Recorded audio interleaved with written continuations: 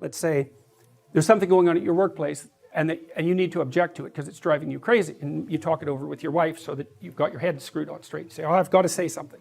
And you go there and you say something, and you're stumbling and awkward and all of that. But you watch the response, and maybe you get what you're aiming at, maybe you don't. But you've learned a bunch. You've learned, well, I'm not as coherent as I could be. I'm not as good at putting my arguments together.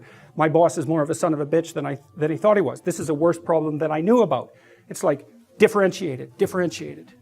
So now the landscape is higher resolution, and so are you. Well, so good. So maybe you're a little bit better prepared the next time you have to do that. And so the issue here, to some degree, is don't lose an opportunity to grapple with something that objects to you, especially when the objection is rather small. Because that's something you say, well, I can put up with it. It's like, fair enough, like you don't want to make everything into a war. I usually use a rule of 3. If we're interacting and you do something that I find disruptive, I'll note it.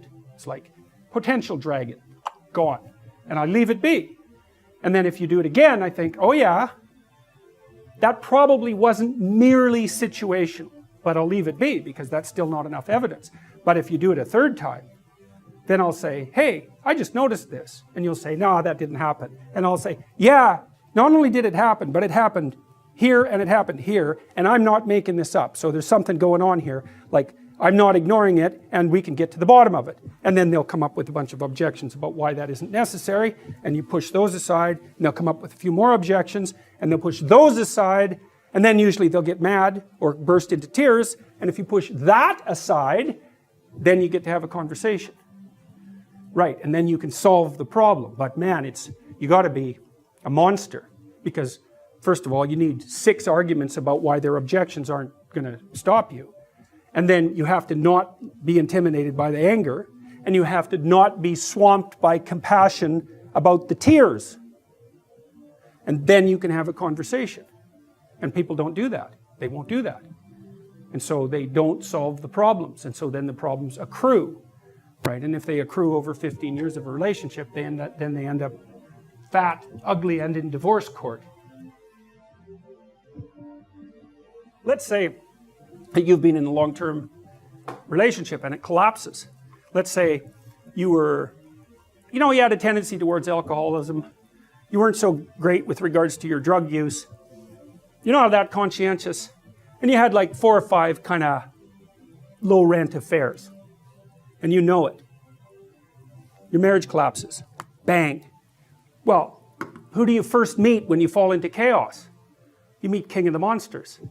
And he's you. It's like, why did my marriage fall apart? What did I do wrong? Bang, bang, bang, bang, bang. I did all these things wrong. Why? Because that thing inhabits me. What is it? Well, that's the most horrifying question, right? Well, that's why. So down there in the archetypal space, all these things lurk. The hero and the adversary. Well, you've just met the adversary, right? Well, maybe you were a tyrant. That's certainly possible. Maybe everything around you was chaotic.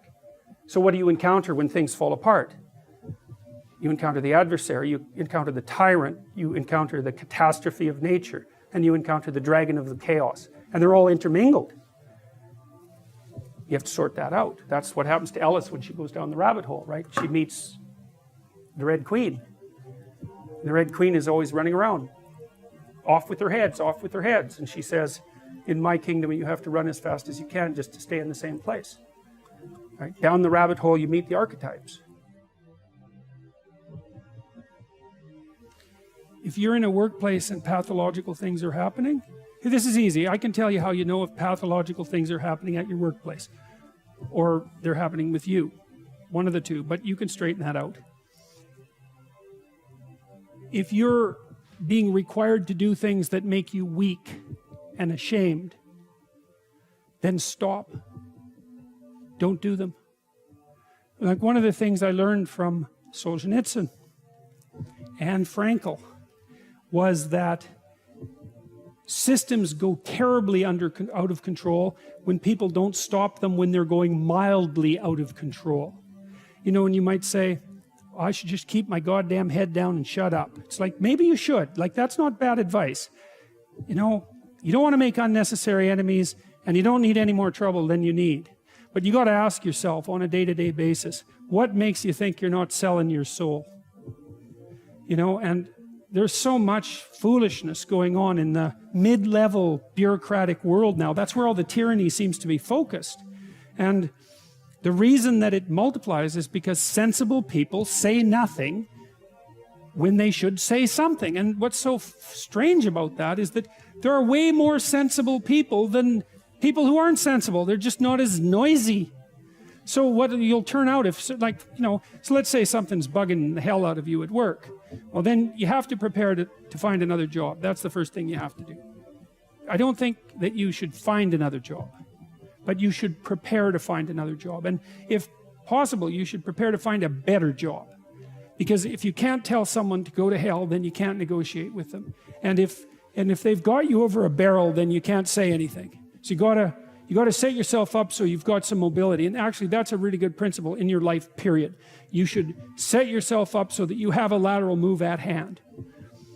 And then you should find out, well, are there things at work that are disturbing my soul? You know, and you find that out. First of all, you ask yourself, okay, I'm disturbed at work. Okay, I'm probably weak and deceitful and useless and lazy. You might as well start with that. And then you talk to some people, like your wife, your friends, your co-workers, and find out, are you stupid, deceitful, and lazy?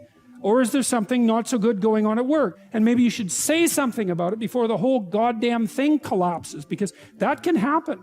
It can happen in companies a lot faster than people ever think. You know, and you may find that, well, first of all, you may find if you say something, well, first of all, that's an adventure, that's for sure. That's a bloody adventure. And you have to do it carefully. And you have to be prepared for it. But it might be the best thing that ever happened to you. And the other thing is, if you're careful about it, you get your words right. Like, and this is strategic battle, right? It's not something you wander into carelessly. Then you may find that there's lots of people who feel exactly the same way you do, and that you've actually cottoned on to something. You're a canary in a coal mine, and not just some like psychopathic mouthpiece. So you got to ask yourself when you go and do what you do, like, is this making you stronger? Is this making you weaker? And if it's making you weaker, then you got to ask yourself, do you really want to be weaker? Because the weaker you get, the more you're tyrannized. And then worse than that, like the weaker you get, the more bitter you get. And the more you'll work towards terrible things, the more you'll snap at your wife, the more you'll kick your kids, you know. Like, it's no joke to be tyrannized at work. And so I would say you have an ethical responsibility as a citizen to forthrightly confront creeping tyranny no matter where it occurs. If you're aimed at the good, which is a question you really got to ask yourself, you know. If you're genuinely aimed at the good, then take heart, because you're a lot stronger than you think.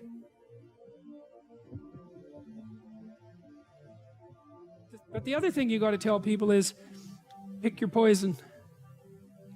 You may be in a situation where you don't have a cakewalk to the Garden of Paradise. You got tyranny or famine. Those are your choices. But you get to pick which one you have. And I would say if you're being oppressed, and I mean in your soul, by what you're required to swallow at work, well, you think you're not paying a price for that? You got no self-respect, and rightly so. But worse than that, you're an agent of your own destruction. You're destroying your own ideal, and you're letting people who are weak and corrupt win. And if you stood up and stood up properly, but you have to put yourself in order to do this, at least to some degree, right? You can't do it casually. You have to do it from some position of preparedness and strength. Then what makes you think you couldn't scare them back into the corners? And that would be a good thing. And, you know, the alternative, personally, is bad because there's a psychological degeneration that goes along with it. I've seen this with many, many of the people that I've worked with who have been tyrannized in the workplace to the absolute detriment of their psychological and physical health, right? To the point of collapse, confronting these crazy, crazy things when they were sensible people. That's a terrible price to pay, man. Like, it's a bad price. And then, if the foolishness isn't dealt with at the local level, when it's still relatively trivial, then it will multiply until it's dealt with at the social level. And we're seeing signs of that already. Antifa is a good sign of that. You know, and problems that aren't solved multiply, and soon people fight. And you know, better to argue than to fight. Unless you want to fight. And some people want to fight, and I can understand why, but I wouldn't recommend it, because